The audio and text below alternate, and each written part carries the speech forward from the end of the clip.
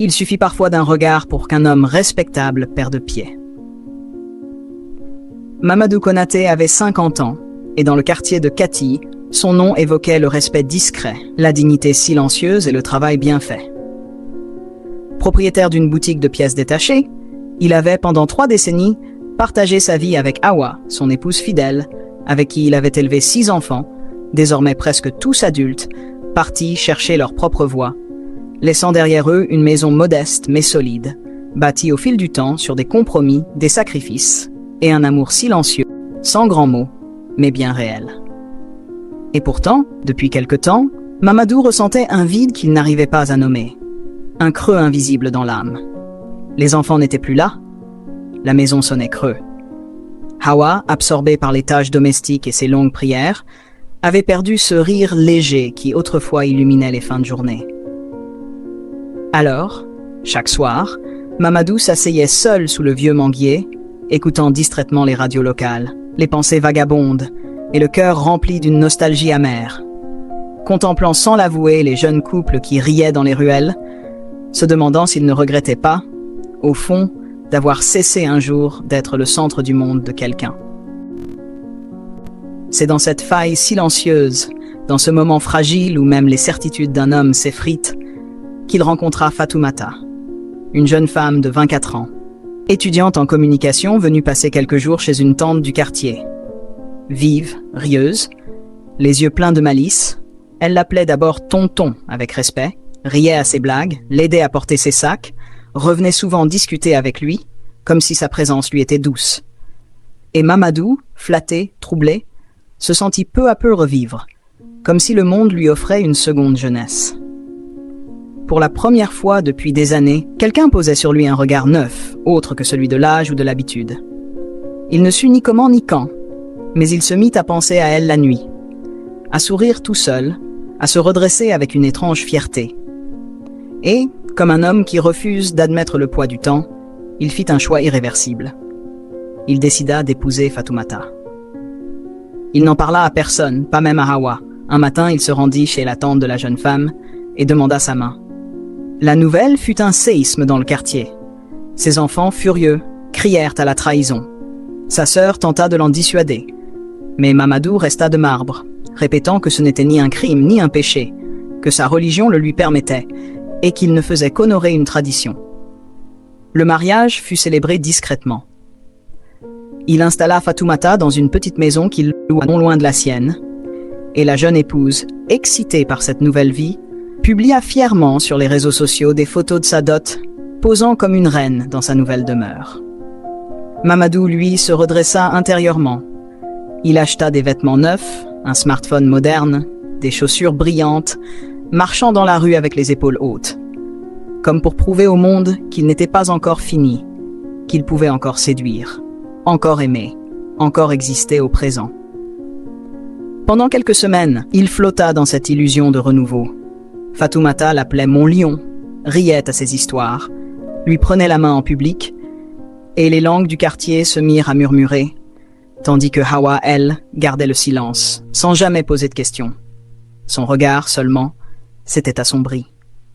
Mamadou croyait avoir trouvé un second souffle, mais il refusait de voir les premiers signes d'essoufflement. Fatoumata, dans sa jeunesse exigeante, vivait à un rythme effréné qu'il ne soupçonnait pas. Chaque sortie devenait un marathon. Brunch entre influenceurs, cinéma, randonnée en dehors de Bamako.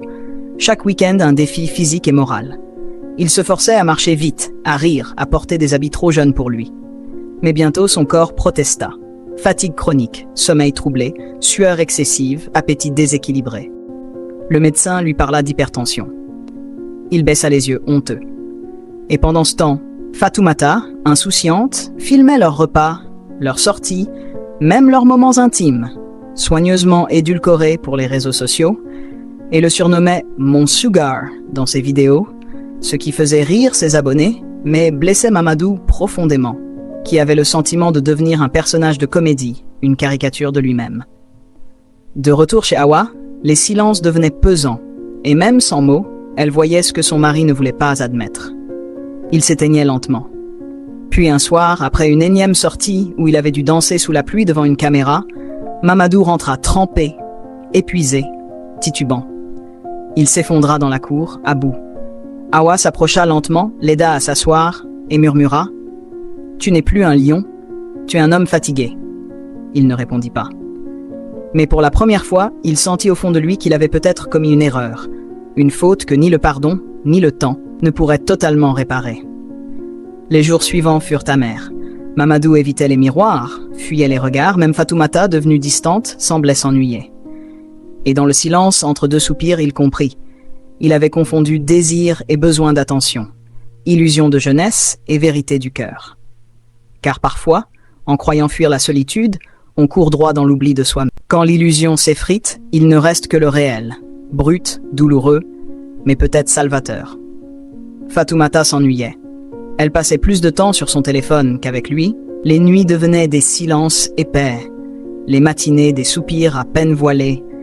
Et Mamadou, qui peinait désormais à sortir du lit à cause des douleurs au dos, la vit un matin faire sa valise, non pas pour fuir, mais pour aller quelques jours chez sa mère. Elle claqua la porte sans un mot d'affection, le laissant seul dans la petite maison, le cœur lourd, la poitrine comprimée comme si l'air manquait. Ce soir-là, sans réfléchir, Mamadou retourna chez Hawa. Elle ne dit rien, ne posa aucune question. Elle lui servit du riz gras comme elle l'avait toujours fait, avec cette dignité silencieuse qu'il lui connaissait si bien. Aucun mot ne fut échangé jusqu'à la fin du repas.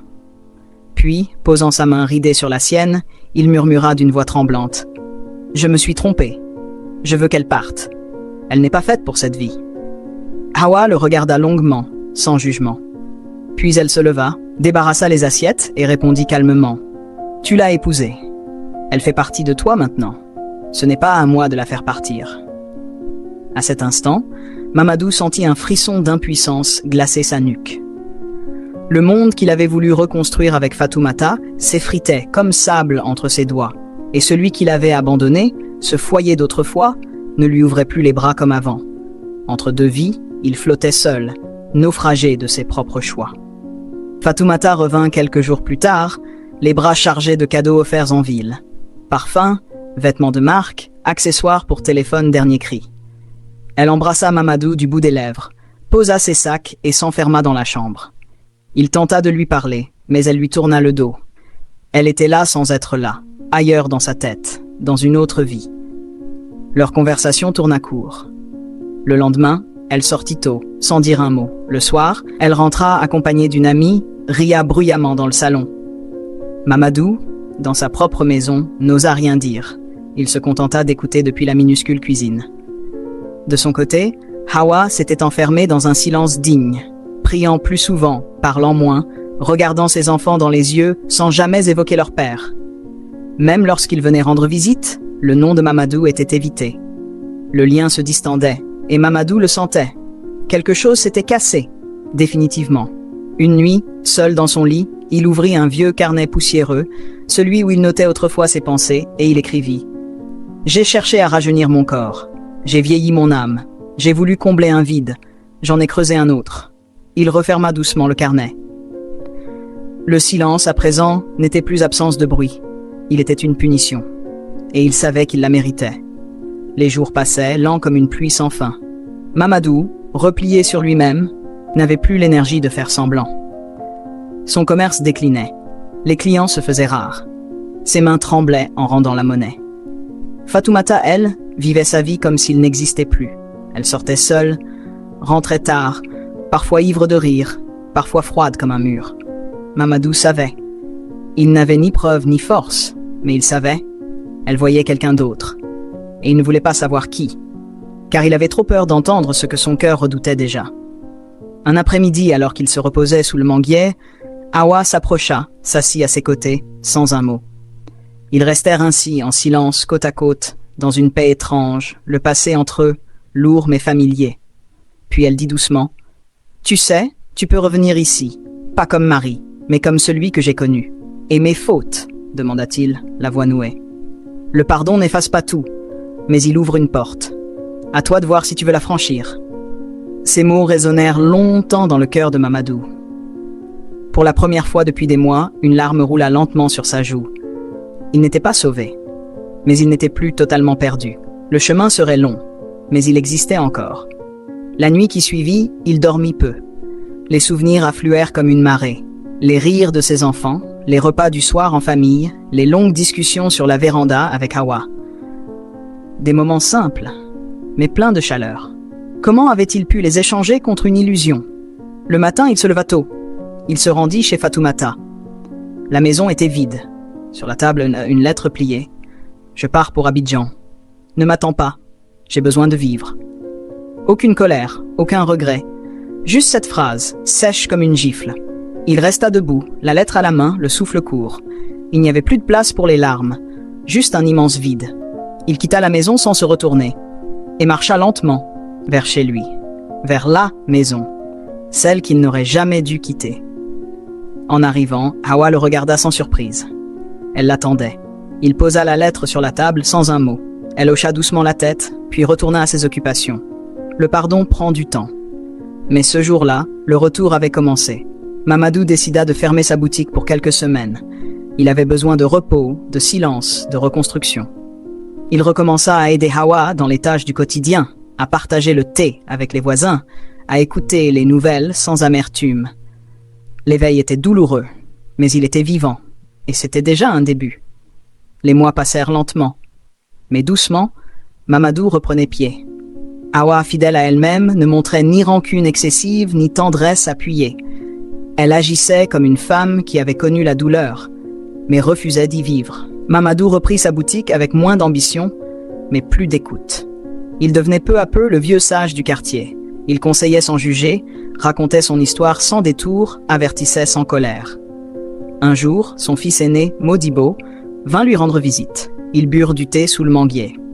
Après un long silence, Modibo dit doucement « Tu as changé, papa. Tu ressembles à grand-père maintenant. » Mamadou sourit, les yeux humides. C'était peut-être le plus bel hommage.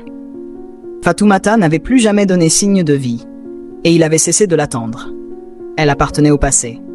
Un rêve agité dont il s'était enfin réveillé. Un soir, alors que le vent soufflait doucement dans les feuilles du manguier, Hawa s'assit à ses côtés comme autrefois. Ils restèrent ainsi un long moment, sans parler.